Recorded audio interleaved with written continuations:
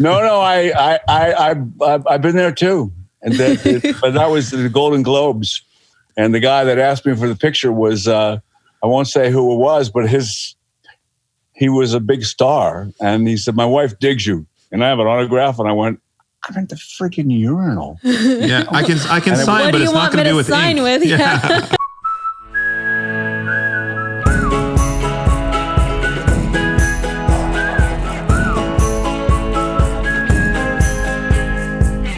So, you know what I remember actually when, 10 years, what was that? Almost 15 years ago, we worked on a film together. I just had a small role, Dancing Ninja, and you were obviously the star of the show. And, you know, we didn't get a lot of time together, scenes or anything like that, but you remember the shiny suit. So the whole thing was he was this insecure kid, but he had this ninja ability within him, and you were this big honcho, kind of a bit of a bully type, but that shiny suit, it was like you're a star walking around everywhere.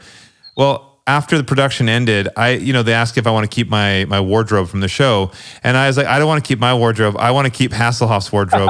So I took 3 of your suits, and that New Year's Eve, my twin, myself, and my buddy Pedro, we were in Vegas for New Year's Eve, and we wore the suits on the strip. That's where the suit came from. Oh my gosh! Yeah, I love that. Do you still have those suits? Oh, we have what we call the tickle trunk. It's like a bunch of costumes. It's in the tickle trunk. Yeah. Wow. So that was a pretty strange experience, but it was a great. What I remember most about it was I visited the troops in a town called Busan.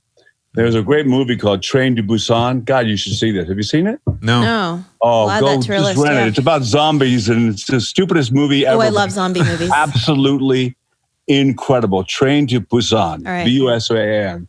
B-U-S-A-N. Anyway, I went to Busan because they were real big fans of Jekyll and Hyde.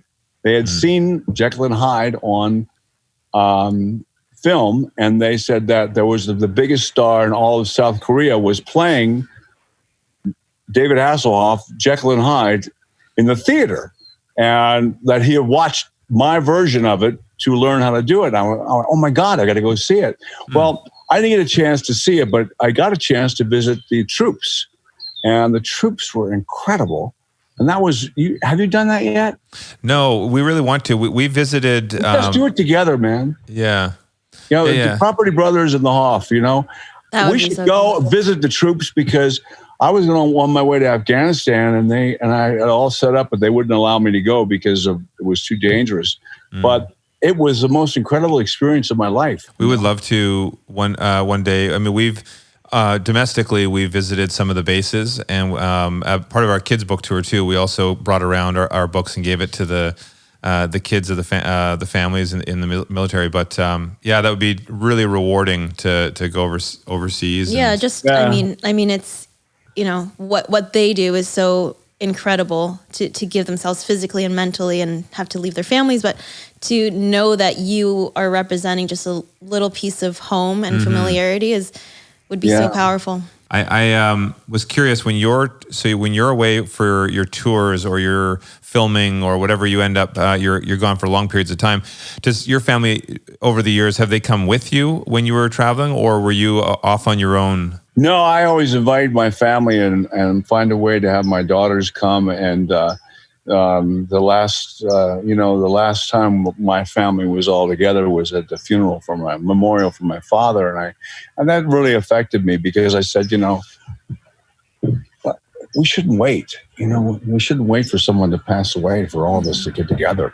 But we're all over the place. We're in Boston and Dallas and all over the world. So the last show that I did, I invited my staff and flew them over, my daughters, and it was really an amazing experience to be with them all on opening night. And then the Night Rider car was there, and I bought the damn car because everywhere I go, the Night Rider car somehow appears. And so I thought it's really cool to have them come. And so I have a new family now that's with my wife in Wales, and I spend Christmas with them. And my daughters are 28 and 30, so it's kind of like they're still very much a part of my life, and very much very close to me, and I'm very close to Haley's family as well in Wales, and it's a whole different ballgame. You have all these different projects that you've been on, whether it's music or it's acting. Do you find you have a favorite, or even with acting, between dramatic roles or something that's more action-based or something that's comedy? What has been your absolute favorites? I mean, you were in Dodgeball as well, like some iconic films, but what has been your favorite over the years? Well, my favorite TV series is Ray Donovan. I love the fact that it's, and I'm trying to develop something like that because, it's a flawed character, but you still love him. And you understand why he's going through all this, and that stuff happens to him, because that's kind of like life. And as much as I've been successful, there's been a lot of negativity and terror and problems in my life that that I haven't really talked about, because I try to dwell on the positivity and changing, helping others. And sometimes when I speak, I kind of wish that I would live a little bit more like what I talk about. I go off and I go, if I could only live like that, but I do. And I think the most important thing to me is respect. And I think everybody needs respect, and everybody needs to be private, and privacy and respect are the most important things to me. And I think we've lost that in America. And I find it really difficult. I take really kind of offense to that. And I think if you can not be apathetic and you can have respect for your brother, no matter what color, no matter what religion, no matter what, just respect them, and accept that, okay, they're different. It's like going into marriage, you can't really change the person you're with. They can't change you.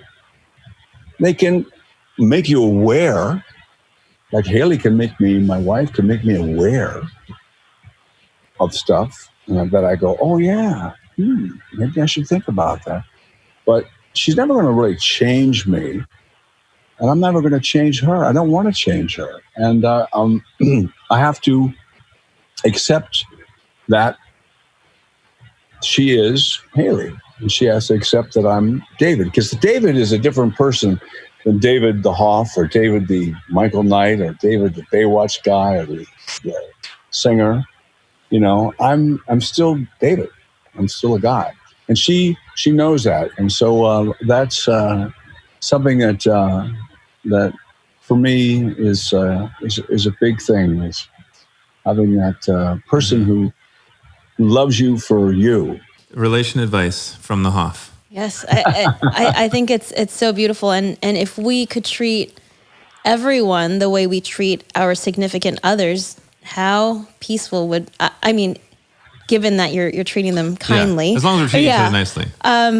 It does all come down to respect, no matter how different you are or where you come from. And I think that's the positive side of having a platform, is that you do, you see people in a different country, you don't speak the same language, but you're feeling the same thing, and you've been connected through this art called theater or acting or dancing. And it's funny. So for me, something that always puts a smile on my face, you'll find this very nerdy.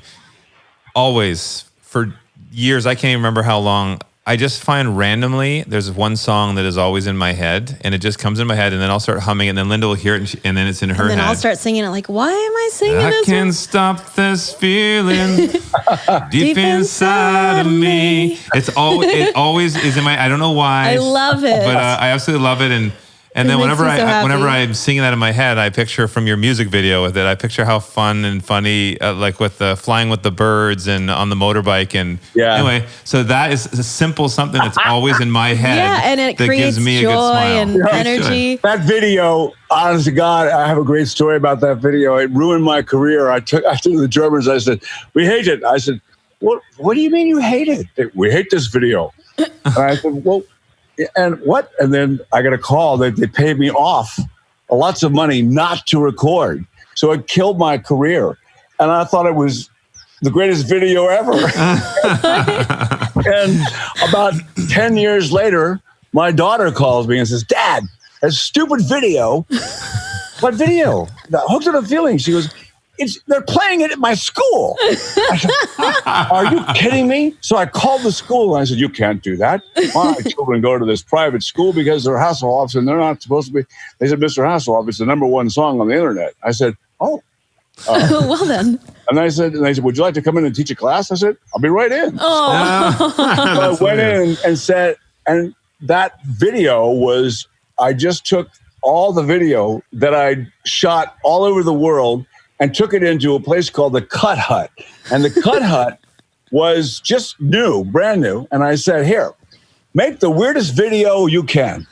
I got my dogs, my daughters, everything. I've got Alaska. I've got the Zulus. I've got the people, no, not the Zulus, the Maasai tribe. Ubachaka. I had everything.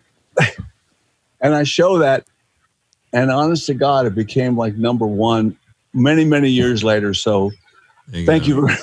Thank you very much. Take that, Germany. It was a hit. It was you know what? They love it. They think that it was actually in Guardians of the Galaxy, and they think it's my song.